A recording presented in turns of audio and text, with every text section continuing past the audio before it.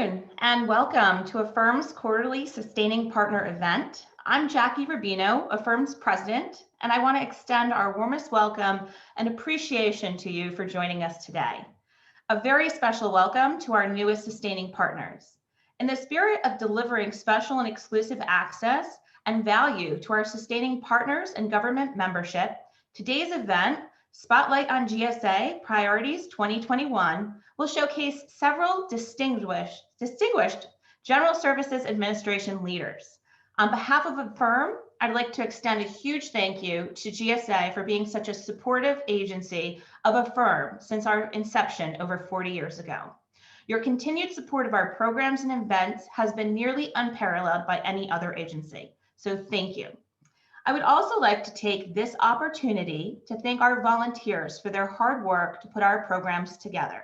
Special thanks goes out to today's Sustaining Partner event lead, Deirdre Murray, and of course to Chris Dorbeck for his great moderation that we will see in a moment.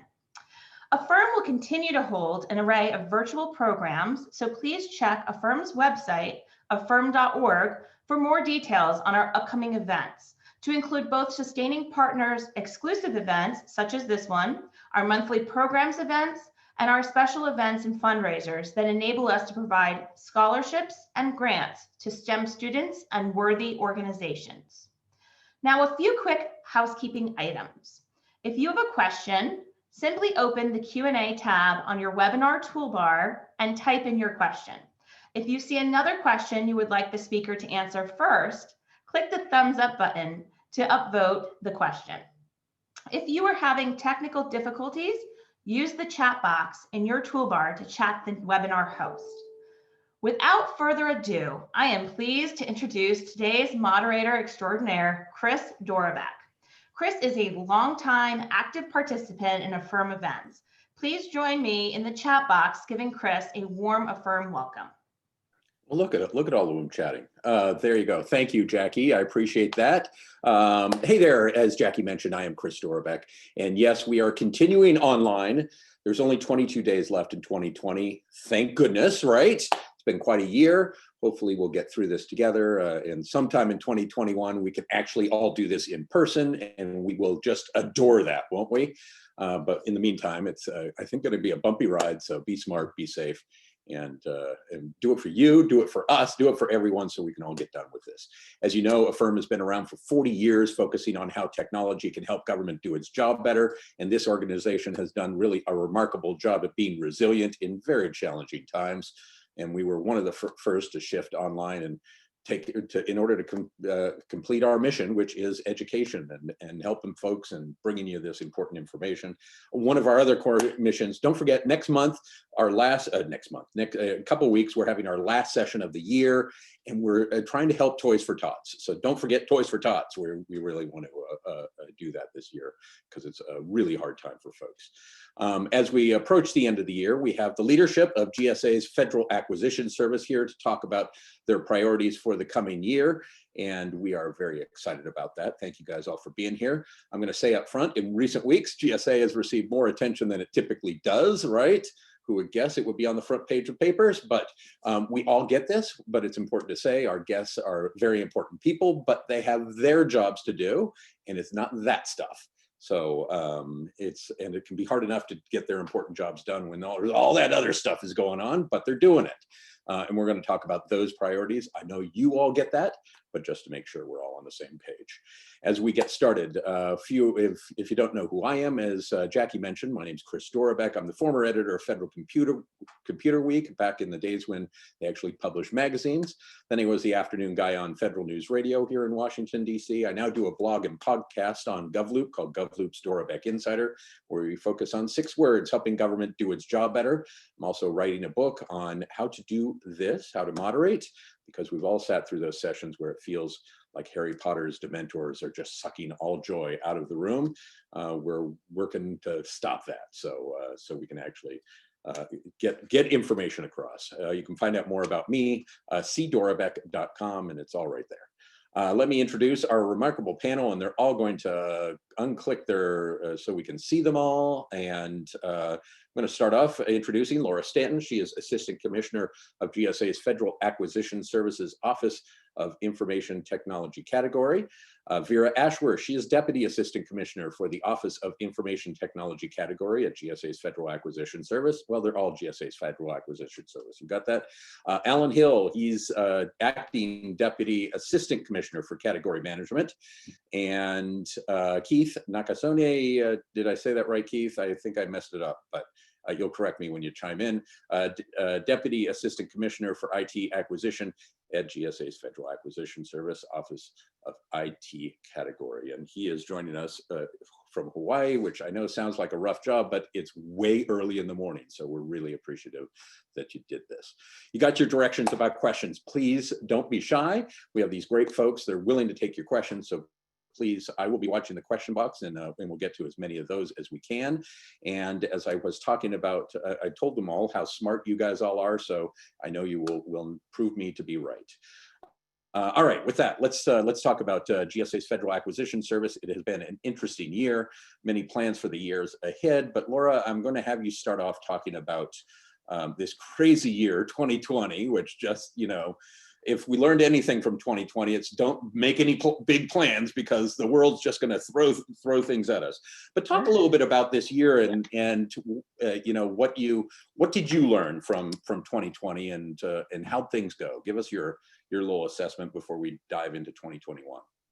Thanks, Chris. And let me start out by saying thank you to Affirm, thank you to Jackie, Deidre, and Chris for hosting the IT category leadership team today and giving us a chance to talk to everyone. So very happy to be here. You know, Chris, I Googled, we keep hearing the word unprecedented for 2020. Yeah. And so I was looking for some other words, and I Googled, and certainly unprecedented came up as sort of the first choice. And there were many more that I would not be able to say in this event that also came up in that Google search. It has sucked. How's that? that let's leave it at that. Yeah. I think to be fair though, that the IT category experienced a lot of change. During 2020, during FY20, like you, we moved, like most of the people on this call, we moved to telework in March, and you can see that we're still there. And the leadership team that you see today is also different than what you would have seen 12 months ago. So Vera joined us from industry, and very excited to have her. And Alan and I are both in different roles than we were back last December. So just on that front, we've seen some organizational change. On our customer areas, we saw accelerated adoption of cloud technologies and infrastructure to support the growth in telework. And that shift that the agencies were making in the technology investment was also reflected in ITC's FY20 numbers. So our top priority is to maximize customer value and mission productivity. And what we saw is that we facilitated more than $30 billion of annual spend in the IT category in FY20. We also saved more than $2 billion for our customers. So that's an exciting number to the value that we're bringing them within cost avoidance and savings that they're generating by using the programs and contracts that come from ITC. And we also we're able to do this at the same time that we saw our customer loyalty scores increase and our supplier relationship management surveys. And it was gratifying to see that the feedback and that those metrics were moving across the board, and that we were also that it's indicative of the value that both the agencies and the suppliers are seeing that ITC is bringing to them. So that's a really quick by the numbers look, and I'm sure that some of the others will be happy to go into some of the other accomplishments. Before we move on to what we're going to do for 2021, you mentioned that we're doing a lot more of this, right? We're almost, thank God Zoom is here, but we're also sick of Zoom, right? And it's this two-edged sword. That changes how you manage, but it also changes your relationship both with your customer, the agencies, and also with industry. Have you found that you've been able to continue doing what you need to do? And my sense is these days what a lot of folks are doing is, right, we threw out we have to get the job done. So a lot of things got put aside. Now we're going back and saying, hold on, we made a lot of changes. What do we need to keep that actually helped us do our job better? And what do we need to go back to, I'll do air quotes, to normal? Yeah, that's a great question. And let me hit on some of the benefits, which is that it introduced us to the idea that we can, as managers, engaging. I had a coffee chat with a group out of Fort Worth this week. Yeah. And it's really encouraged engagement across geography levels in a way that perhaps was more challenging. We've moved to online industry days that make it easier for larger numbers of industry partners to participate and hear what we're doing. So I think that there's despite some of the challenges that we've seen, I think we've also seen some really positive lessons learned about how do we take this forward and use it as a way to be more inclusive. Alan, she mentioned, Laura mentioned you, and you're in a different job. You're also we moved around some boxes, right? And I think sometimes on those of us on the outside will look at that and say, oh, look at what they're doing. They're moving, it's a big reorg. Is this a big, talk to us about what that reorg actually means. Thank you, Chris. I'll say this, it's the focus on how we connect with both the agencies and industry and aligning ourselves in that way, but more from the name changes and the functions we do and more aligned of how we move towards the future. It wasn't a major change, as some people have indicated. It's tweaking it to match how we're moving forward. And, you know, for example, telecommunications, office telecommunications, now enterprise technology solutions. Well, the way networks work today are not the same the way they used to work in the old days. So we're shifting from the 1950s, 60s technologies that we have in the past to 5G. That's, you know, wireless and a lot more difference, and things are kind of some synergy on that. And it allows us to be more in tune also and aligned in terms of the way things work today versus the way we used to do business in the past. And speaking of that, you know, enterprise EIS, we're really making some great progress on there in terms of helping agencies move forward. We have 6 large agencies that have completed all their task orders and 10 medium agencies that have awarded all their task orders. The remaining agencies we're working with, but I want to kind of talk about what that past work has been involved in that, because it was a lot of work. We have inventory about 32 million records that we have been maintaining, and about 13,000 customer reports that we provided to agencies, helping them move. And many of these are legacy services. So we're been assisting these agencies, providing them technical support, acquisition support, you know, helping them order things, making sure they get the right kind of solutions for today's needs. You know, the solicitation tools that we have helps automate their solicitation development, and also doing the in-scope reviews, helping them make sure that their solicitations are going to be able to provide the kind of services the acquisition is aligned to what the agency needs to move forward. But kind of move forward to the future and where we're focused on FY21. Let me pause you on Sure. that, because I want you to get in, but talk to us a little bit about where, because we all remember networks, right? And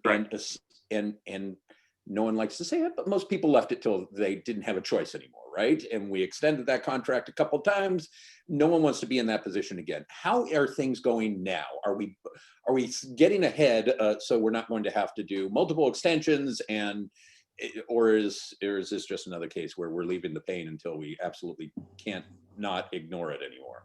So we're in a much better position than we were with the transition to what happened with networks.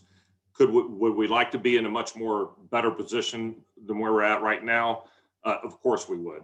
We have some agencies that are out there that are really kind of leading the edge and moving forward. Other agencies, because of some impacted because staffing changes, things like that. There's a number of reasons each agency might not be as far as they would like to be. And we're actually, myself and Laura, connected with an agency yesterday, talking with them, helping them to move them forward and helping them give them the types of support that they need to help meet those timelines. Our goal is to still ensure that all the agencies, all the resources GSA has to help those agencies meet those deadlines that we have for the encourage these contracts. people who are our problem children. We want everyone to not to be a problem child. We want everyone to be successful. How are you helping those folks be as successful as they possibly can? So the front end side of it is in terms of helping them with the type of acquisition support they need. For example, getting the types of solicitations they need to meet and helping them understand strategies that are available.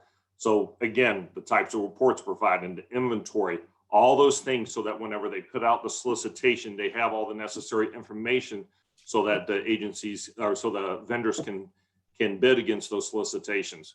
That is that front end support that we're providing to them and helping them move forward. We're also not just from that front end support from getting the acquisition task order awarded, but that back end support to help them with managing the transition. For example, we have a tool that helps them do the line accounting and managing what they order, creating, submitting, and tracking their orders, being able to look at each. You have a single interface that looks at all the providers. Let's say you have multiple awards.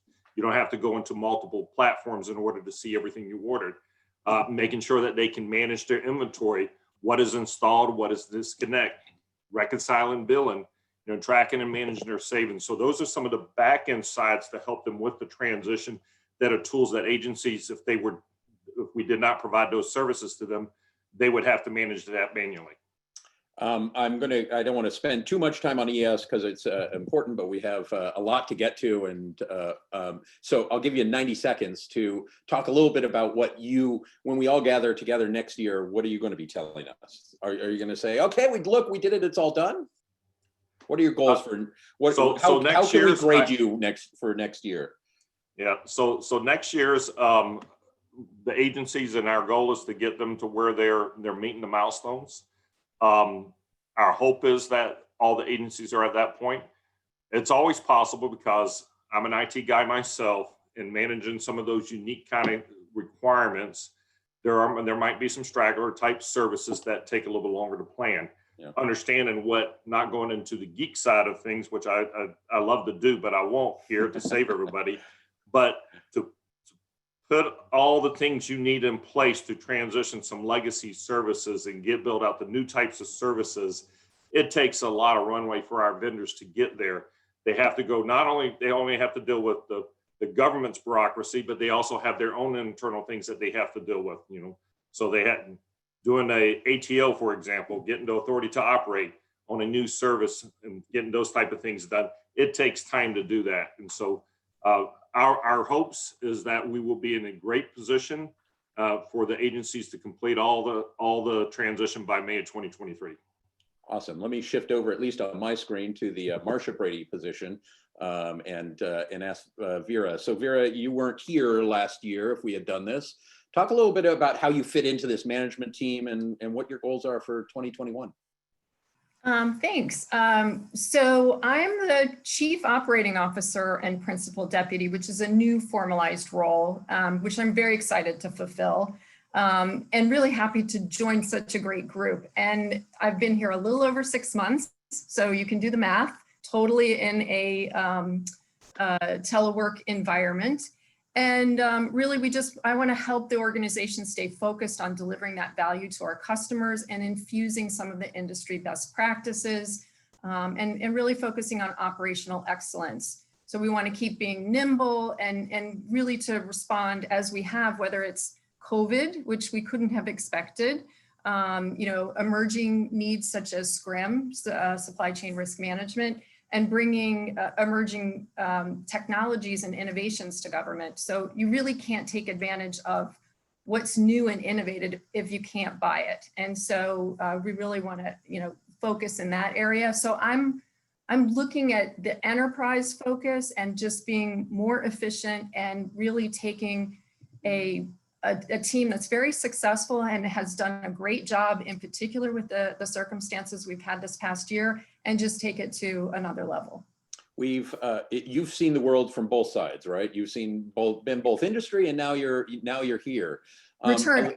So I was in government right. before, so I'm a comeback kid. You've been around. And for a lot of folks who are in industry, what do they not know about the challenges that government faces? We hear them all the time, right? Go, why can't they just? And what do they not understand that some of the challenges that you have that industry folks don't quite fully get? Well, that's an interesting question. So I'd say there's probably two things. One is the stability, right? So if you're in industry, your stability tends to be at the top of the organization, and the flow in and out tends to be at the lower levels. You know, people kind of go up through the organization or leave. And in government, because of the nature of government, the very top of our organization, our politicals come and go.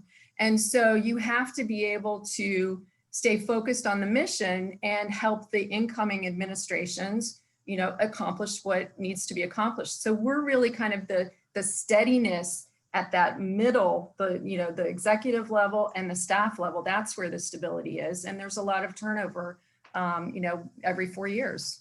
One of the things that we were talking a little bit with Alan is when people hear things, they sometimes can suppose a whole bunch of things. There's been this IT vendor management office that you're heading up, right? And explain to folks that hear this and can sometimes describe to folks what this is, what it means, and why it matters. Okay, and it's probably good to point out that because one hat is never enough, I am also pleased to be the government-wide IT category manager. So working with OMB and colleagues across government. And that's a newer role that I assumed a few months ago. And one of the key initiatives that we started working on last fiscal year and launched on October 1st is this IT government-wide category management. And really it's further institutionalizing category management and how we buy common goods and services. It's a collaborative between and partnership with OMB. And I do want to pause and thank Jennifer Cook in particular at OMB, who has really, helped lead the charge on this, GSA, NASA, NIH, and DOD. And really it's to serve all agencies as that trusted advisor and advocate for government-wide IT category and vendor management, really, institutionalizing buying and acting like an enterprise. So, what's our goal is to give that intelligence and inform faster, smarter buying decisions, really that frictionless acquisition that Dr. Wooten talks about. So some of the challenges that we're going to tackle is varying costs for the same products and services, redundant acquisition activities, agreements that may have different terms and conditions, and really that lack of oversight of understanding of vendor concentration risk across whole of government. So there's several service areas that we're going to provide: data analytics, subject matter expertise, that vendor relationship management, and best in class solution support, and of course IT security and supply chain risk management. My father always taught me help is defined by the recipient. So as we started to put together our list of what we were going to do for 21, we decided to go to the CAO Council and CIO Council. We had a joint meeting with them to talk about this. So we're surveying them. We want to make sure that our prioritization list is their prioritization list, and that we really are providing the help that's needed. And that kind of ties to the second thing I was going to say about the difference, really between government and industry. If you're on the industry side and you sell more work, you get more revenue, you can hire more people. In the government, there's always so much more to do and limited resources. So you really have to focus on prioritizing and trying to be efficient to get the job done. Let me bring in Keith, who's joining us, as I mentioned, from Hawaii, and he has an air conditioner over his shoulder, which the rest of us who are in DC are very jealous that I would love to be turning on an air conditioner right now, but that just means I have to open the window and it's plenty cold. Keith, talk to us a little bit about how you saw the challenges of 2020 and what you're looking at 2021. Yeah, Thanks, Chris. Great question, because the pandemic has really provided us some lessons learned of things that we need to potentially change from an organizational perspective.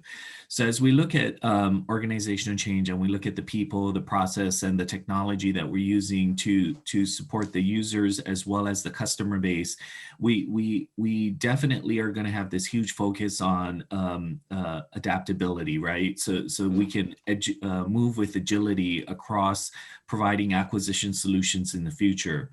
So I'll start with the people. Training, educating and training will be one of our main focus in and around cybersecurity and supply chain risk management. So that's going to be a huge focus in FY21 for the acquisition workforce at large. One of the reasons why we're focused on this is people have been noticing in the National Defense Authorization Act and with the movement of addressing some of the cybersecurity and the supply chain risks, we really need to take a deeper dive into understanding the portfolio at large, especially in the IT infrastructure area. So as we move forward with that, we're also looking at our processes, right? So as we build out acquisitions, the beauty about the acquisition part of this business is our workforce is diverse, and we have acquisition full-time equivalents located across the US. So this is part of that whole benefit that we are able to leverage resources from different areas, but also from a capacity perspective, we're able to balance the workload and not concentrate it in one area. So that also helps with adapting to the change, but also having that infrastructure available. So from a process perspective and being able to use our systems from anywhere within the United States is also helpful in that process. And then of course, technology, right? So as we look at our existing systems and how we move and managing our business processes moving forward, there will be potentially some business process reengineering with emerging technologies that we can leverage such as robotic process automation, artificial intelligence, and machine learning.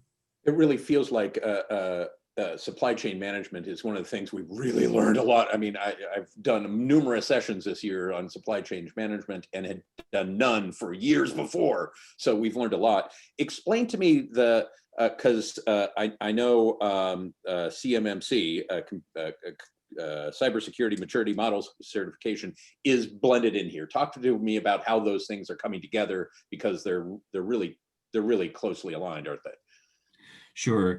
So when we look at the efforts that the Department of Defense is doing from a supply chain as well as the cybersecurity front, we're looking at how we can accelerate that process, right? Build velocity through the acquisition solutions. And what I mean by that is if we look at our industrial base and we look at our supplier base, we have to understand inventory levels. We have to understand not only the product itself, but we have to understand where parts, components, and products, but also the services and solutions within the IT infrastructure, where it all comes from and how we deploy, and from a schedule perspective, what will be the needs of the future. And so to understand some of the information that belongs on the private industry side that can be married up with the government data, we would be able to manage more of that supply chain, but also manage the risk as well.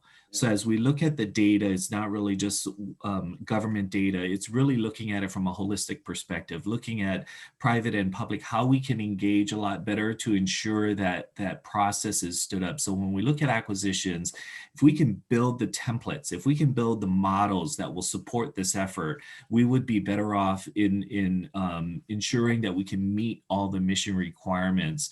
So back to Vera's point about within the GSA and the acquisition solutions, we have to look at all the different mission requirements that the government agencies are set up for, right? So we cannot set up a acquisition vehicle where it says it's one and done. We have to have the flexibility to meet mission requirements across all of the whole of government approach, but have it set up in a way where we can also create solutions at the mission, at the agency mission level, so that we would be able to maximize one, whole of government approach, adopt the best practices where possible within the acquisition solutions, but also create those vehicles to adapt to the mission, the specific mission requirements for each agency. Awesome. Kathy, I have your question, your comment here about EIS, and we will get to that, I promise, before we get out. I know Alan has probably already seen it and is taking notes, so he'll be ready to. But before we jump into that, Laura, I wanted to talk about, I know one of the biggest things on your agenda for 2021 is Polaris. Talk a little bit about where this stands, why this matters, how this fits into what you're trying to accomplish, all those kinds of things. Talk about Polaris. Happy to do so. So let me just hit on the small business GWACs across the board, which is that it's going to be a big FY21 is a big year on Polaris, on STARS 3. So for STARS 3, which closed in August, we're going to be looking at getting that awarded in FY21. And for Polaris, meanwhile, we're also going to be developing out our new small business GWAC Polaris, which is really going to be highly focused on innovation across the board, looking at innovative emerging technologies, looking at what are the opportunities to employ the competition at the task order, otherwise known as Section 876, looking at also expanding the pools of small businesses from not only having the larger umbrella pool of small businesses, but also being inclusive of women-owned and hub-zone small businesses through Polaris as well. So we're looking at this as an across-the-board opportunity, and I want to give Alan a little bit of a chance to geek out, because I know he loves to do so, and talk about the emerging technology side of Are we on schedule? Is Polaris on schedule? When will people start seeing stuff come out? Before I let Alan go. So we're going to be we're looking at releasing a draft RFP in the near future, so that, and we also have an Interact website up and running, so that people can see the latest information and get regular updates from us. So a couple of places to get information. And I'm not pinning you down for a date, but near future means a lot. Are we talking 1 month? Are we talking 6 months? Are we talking next December? How near is the future? I would say that the future is fairly near in this case. Okay, good. So people, and will that go through the Interact site? We'll certainly be posting a notification, but I believe, and Keith, correct me if I'm wrong, we will be using our releasing it out on betasam.gov as well. Great. Alan, geek out, go. All right. Well, Laura must have knew I needed a fix. Emerging technologies. One of the things, as we know, is extremely important. The way that turnover of the technologies, how fast things are developing. We already know 5G is out there. It's creating opportunities for new technologies to be developed. Similar, using when you take in consideration how our laptops used, or our desktops used to be. You know, you had the 8-bit, the 16-bit, the 32-bit processors. The more the process, the more capabilities. So now we're able to do a lot more. Well, the same is going to happen with 5G, generating opportunities for new type technologies to be provided. Well, that's important for agency to be able to get access to those type of technologies. And so small businesses are usually the ones that bring those new capabilities. And so we want to make sure that the agencies can tap into those type of things and being able to access artificial intelligence. It's evolving every day. The way artificial intelligence used to operate and how it works and how it is evolving is changing how we do business. So looking to make sure that all our contract vehicles have that kind of capability, so the agencies can go out there and access companies that are in that space. And I put a link to the Polaris Interact website right there in the chat, so people can find it nice and easy. Keith, did you want to add anything to that? So from a Polaris perspective, you know, again, we want to engage. Private and public engagement is key, and so we're taking a lot of information in, and we're also receiving a lot of information. But the key to success in any kind of IT GWAC is getting that additional input. And so, as we go through this process, we highly encourage industry participation in the injection of information as well, so that we would be able to put out a better product and understand the frame of reference, both from a private industry perspective, but also with our customer base. So we're also having those industry engagements in conjunction with our government agencies as well within the acquisition workforce. Mitzi asked a question, and Keith, you were good enough to answer it in chat, but I want to, if one person is asking it, I think more people are. She says, who's the best person at GSA to hear about plans for Alliant 2 UNR on-ramp? And can you talk about plans for CEOS? Right, for all IT GWACs, I think the best person is one of Alan's employees. He's the director for all of the IT GWACs, is Carlton Shuffleberger. He can provide kind of the laydown, and he also is heading up the strategy of looking at all of our IT GWACs and making sure we have that transition in, transition out, the ramp on, ramp off process. So as we look at all of our GWACs holistically, he will be able to be, he's the best person to address that issue. And I'll turn over the CEOS effort back to Alan, and he can address that piece of it. All right, thank you, Keith. As y'all heard, DEOS was awarded, and that's in support of the DoD and how they're doing office automation and a lot of the collaboration capabilities. In the case of CEOS, we're looking more of a different approach because the agencies are much different in terms of how they're federated in comparison to the DoD. And so that takes a lot more planning. It's not you can't just put an acquisition vehicle and everybody just comes and buys and gets all in line. So we're taking a more strategic approach of how the types of services that will be included in CEOS and how agencies can slowly move towards a more common way of buying services and meeting those long-term collaboration capabilities. For example, today, I can't see Department of Transportation or HUD or any of the agencies' information and can't necessarily share calendars and stuff. Hopefully, long-term goal would be able to have that capability so we can collaborate much better as a federal government, not just federal agency. Yeah, and I will just add to that is that is one of the areas that we're looking at for the ITVMO, because this is such an important thing across government. So that's high on our priority list. Laura, did you have anything you wanted to add, or did they catch all of it? I think they captured all of it.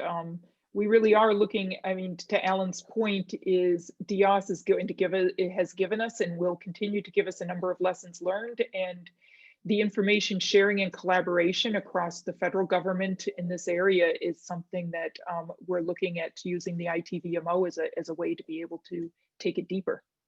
And I'm going to channel my best Mitzi and say, do you envision CEOS being a multi-award versus a single award DEOS, or is it too early to know? I think this, what I would say is that we are very much in the market research and information gathering stage on this one. To be able to answer anything at that level of detail. Awesome. Helene asks, besides artificial intelligence and 5G, oops, it's changing all of it. Can Alan tell us what else they are focused on for Polaris vendors to specialize? Where should their focus be? As Laura stated earlier, we're going to have a draft RFP out. And so we don't want to spoil the surprise. They're going to have lots of opportunity to look at it, review it, and provide suggestions. Great. We'll leave it there. You can give people a little bit of a hint, but that's okay. Amy asked, in light of the pandemic and the impact it has had on operations and the need to continue to introduce innovative solutions, how is GSA addressing technologies that can meet current and future needs, but may not yet have certification requirements, FSMA, FedRAMP, CMMC? Will there be more? How do you deal with those challenges? Because there's a lot of stuff. I know government and Zoom don't really like each other. We get it, but how are you dealing with those issues? So so I'll start and then the others can jump in. But one of the, and Amy, thanks for that question, because this is an opportunity for us to address it, not just from an ITC portfolio, but when we look at the innovations and things that are coming out, we start with the community of practice that we have within GSA. And we look at requirements and use cases that are coming in where we bring agencies together to understand the challenges that they're faced with. And from community of practice, we can start moving things into the center of excellence and looking at things from a technology perspective and looking at how can we build acquisition solutions moving forward? How can we leverage things that may be common themes across the agencies from the whole of government and cross-agency priorities, and take that and look at our acquisition solutions and then build from there. So as we look at opportunities, it's really case by case, but the use cases are being leveraged when we look at emerging technologies, because we understand that industry is also focused on leveraging AI, ML, and robotic process automation, et cetera, to move and accelerate the process in innovations. So yes, there is efforts going on within the OTA. We got Department of Defense, which is concentrating with the Joint Artificial Intelligence Center and in partnership with GSA. So as we look at requirements, as we look at the future, we're taking all of that into consideration, and we understand that some innovative ideas and approach may not be scalable in the immediate. So we have to look at things from a stage perspective. Where the ITC portfolio fits in is we look at that, the tools, the acquisitions, as well as the IT solutions that can be built into production and scale, so that we can accelerate and with velocity into injection of modernizing the IT infrastructure.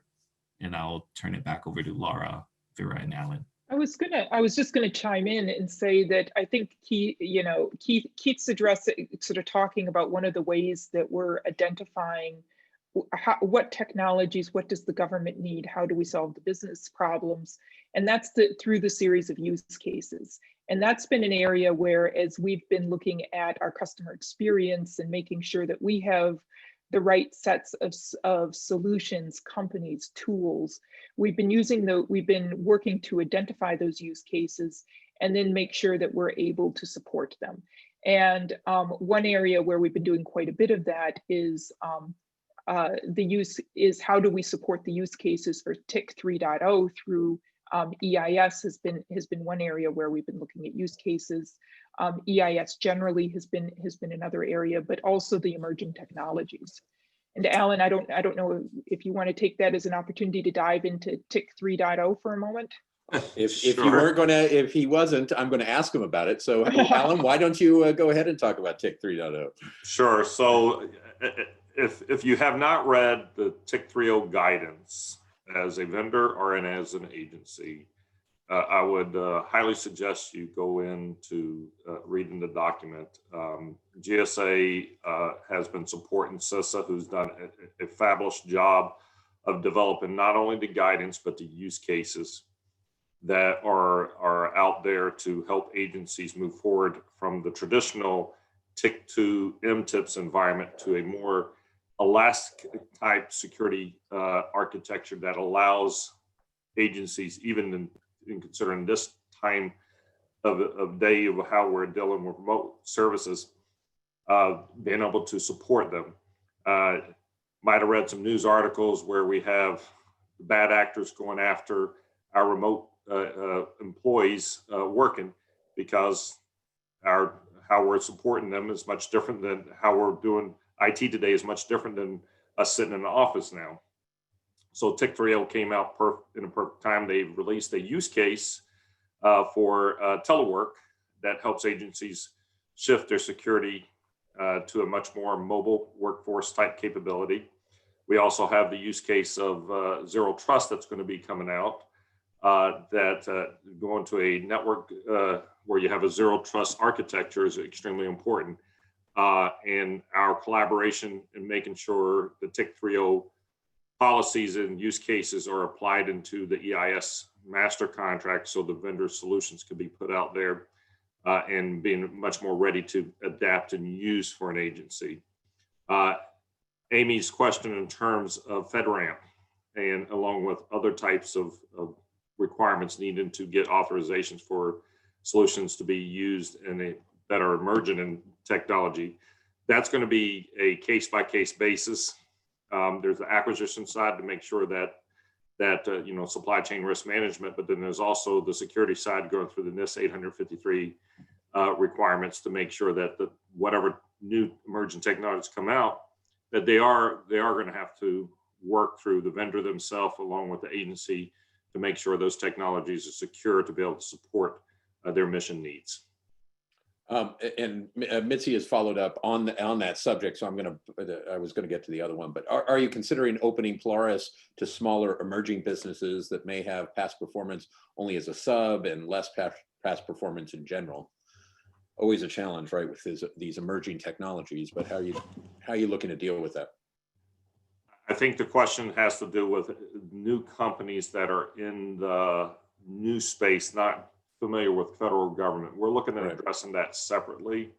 I know this has been one of the discussions at GSA and how we can work and bring in companies that have these new technologies that are not used to working with government. Yeah. And that's been part of the session. I don't know, Laura, if you want to add anything else onto that, or Vera. I was just going to add that I think that this is another area where we're looking with Polaris, we've been gathering significant industry feedback. We've been out talking to a number of industry associations over the past couple of months. We've been doing research with the customer agencies and looking at and really understanding what do the agencies need and how does industry want to come into Polaris. And so what I would encourage is any thinking that you have on the subject of past performance and innovative companies or any other, that's feedback that you share with us, and as to what your thinking is. So let me just open that invitation as we've been talking about a draft RFP hitting the street. That'll have those opportunities to offer more feedback to us. Keith, I know you wanted to get on this. Sure. So, as we look at the acquisition lifecycle and as we look at the portfolio at large, one of the things that we did, under the multiple award schedule is we have what we call the springboard opportunity where, the requirements are not as difficult to achieve, but it's a way to on-ramp to get yourself on an acquisition vehicle. But also what we're also doing with our ITG WACs is looking at the opportunities. And we understand that everybody from a business perspective may be in different phases. They may be at the start point. Some people may have several years under their belt. Some people will be more higher up in the maturity model of executing within a private industry. But as we look at that acquisition life cycle, we have to be able to, one, maximize competition, but also understand that there's some complexities that we have to work through. So when we look at technical, when we look at management and past performance and cost and price, we do it in a way where we try to look at and from an opportunity of how can we have the highest technically capable companies, but also how do we have that on-ramp process to fulfill the needs on a consistent basis, but also address that life cycle management within acquisitions. So that's one of the things that we're looking at from not just one GWAC. So we want to make sure that we look at all of our GWACs from end to end so that we will be able to have these opportunities that are, so as people go through the process with dealing with the federal government and ramping on and off of different contract vehicles, they'll be able to participate and maximize that competition, if that makes sense. Awesome. Alan, I put the TIC 3.0 guidance, that's on the Interact page, right? I put that in the chat too, so folks can find that. But I wanted to come back to the question that Kathy asked early on, where we were talking about how do you encourage people to get their EIS done. She says adding EIS status to the FITARA score is not helpful. We're now spending spending time justifying our scores to management versus doing the work. Work is hard and hard now anyway during the pandemic, and adding bureaucratic actions is not helpful. And we can certainly understand it's one of these things, right? You don't want to distract people from getting the work done, but also you don't get what you don't manage, or you don't what you don't measure, you're not managing. And so how are you trying to enable people to do the job, but not make it a bureaucratic mess? So let me kind of first say that decision to add it to the EIS to the scorecard, that is between Congress and GAO. Right. The GSA does not decide that. And so I can empathize with Kathy on that, because we have our fair share of discussing EIS with Congress. And so we are on a continuously responding to Congress in terms of EIS status for all the agencies and stuff, so we can empathize with her. I don't know if Laura, you want to add anything else? Let me get one more question in, and then I'm going to, this comes from Onelia. She says, can you elaborate on the IT category program management and IT subject matter expert support BPA award? Award date, any information you can provide? Onelia would love to get it. Soon, not sure exactly what the date is, but I know that's on the near term of our we're looking for that to be completed. So I don't have the exact I'm going to play the date. same role I did before. Is near mean and soon mean 6 months, 10 months, 2 months? Well, hopefully it's less than 6 months. There you go. So very soon. That's soon. We're rapidly running out of time, and I wanted to give each of you an opportunity. If you hope they take one thing away, and Keith, I'm going to start with you. What one thing do you hope folks really focus on in the coming year, both industry and government? How can you help them? How can they help you? What message do you hope to leave with them?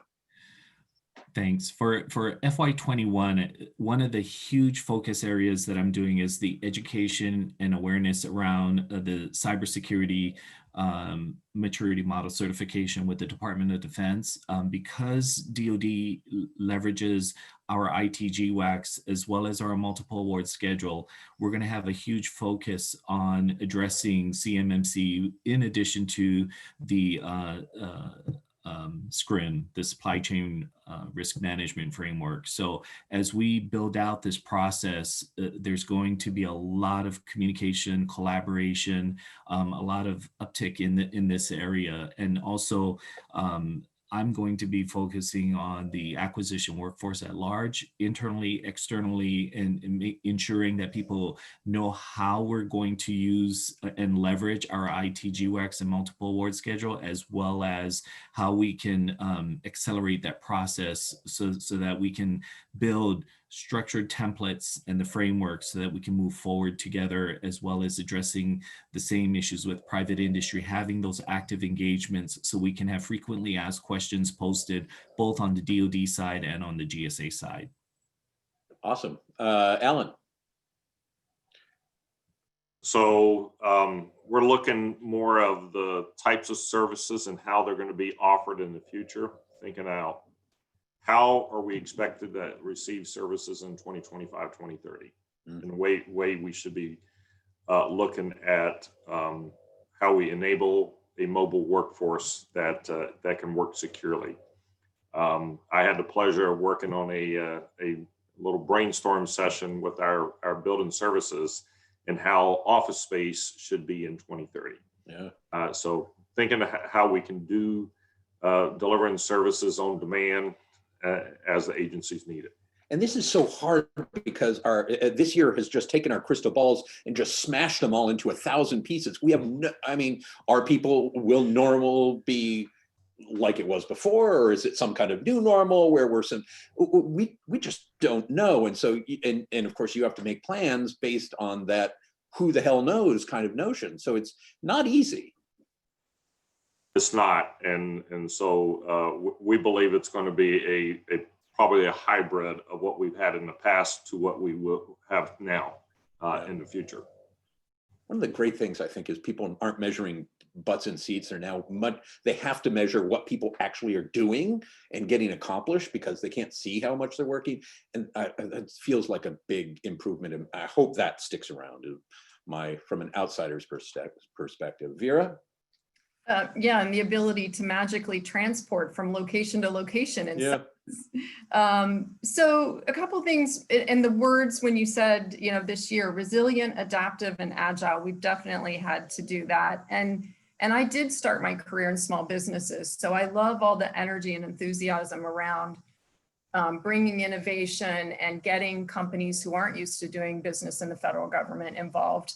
But putting my government-wide category manager hat on, we do have 13 BIC best-in-class vehicle contracts. And as we're maturing in the process, we're really shifting from moving from compliance with the requirements for the BIC vehicles to really driving value to our customers. And really what you've heard throughout this is it's a partnership, it's collaboration. Back to my point, my dad's advice, help is defined by the recipient. Our conversations with industry and our government customers is more important than ever. And so that's really, where I'm listening for everything so we can pull it all together. Laura, bring it all home. There's a whole bunch of things that we didn't get to. I wanted to talk about customer experience, and because I know you're really focused on that these days in a very different way. But you choose what you want to. What message do you hope to leave with folks? So just want to say, just to draw on a couple of the themes, we saw that as hard as 2020's been, what we learned is that we can adapt, we can succeed, we can continue to deliver, and that we can accelerate. And so pulling on Keith's word of acceleration, and looking at sort of where Alan's going with the new technologies, and looking at how we deliver it through the customer experience that all of us are working on is actually where we're heading. And we don't have a crystal ball, but we do know where the technology is heading, and what our opportunity in 21 is figure out which of these behaviors are going to get. So what's going to revert back to the way it was? What's going to be sustained? And what do we just really have to think about just in a radically different manner? And that's what we're thinking about for 21. And it feels like there's a real message in 2020 that guess what, all these things that we said we couldn't do because of this, that, or the other, guess what, we can. We just didn't want to, right? And so there's an opportunity to that's also for those of us who have been saying, hey, we need to change things. We haven't been messaging that right because we didn't encourage people to want to change. We haven't made it clear. So there's a lot of opportunities. Well, in creativity, we didn't talk about that much, but we've seen a lot of creativity this year. It's been it's been a crappy year, but there's been I think we'll look at some things that came out well for it. Keith, Vera, Alan, and Laura, thank you guys for doing this. Laura was here with us, I think, what was it, 3 days after you were put in this position acting. So it's nice to have you here in a more formal way. We really appreciate your sharing insights with us. Thanks so much for doing this, and we'll have you back next year, and we'll grade you. So thank you all. Jackie, I'm going to hand it off to you. Great, and I echo that. Thanks so much, Laura, Keith, Alan, Vera, and of course to you, Chris, moderator extraordinaire as always. What a rich discussion, great insights on the IT category, AIS, CMMC, all these wonderful technology innovations, and some insights on the upcoming procurements like a Polaris and others. So really appreciate the time that you all took out of your busy schedule to join us today and really share the wealth of insights. Thank you to our sustaining partners and our government members for also joining us. We hope you'll join us next week on December 16th for our regular monthly program event on modernizing government through game-changing technology, and on January 13th for our 6th annual event that is Women in Technology. I'd like to remind all of you that we have our Affirm Toys for Tots drive. It's one of those great things that we all do together, and one of our favorite causes to support. Many families with small children have really been impacted by the pandemic, and this is one way that we're able to give so generously to those in need. You can donate by buying a toy virtually for the toy box or by making a cash donation, both of those through the Toys for Tots websites. And the link is also hosted on our affirm.org/programs web page. Thank you all for joining us today. We'll see you next time.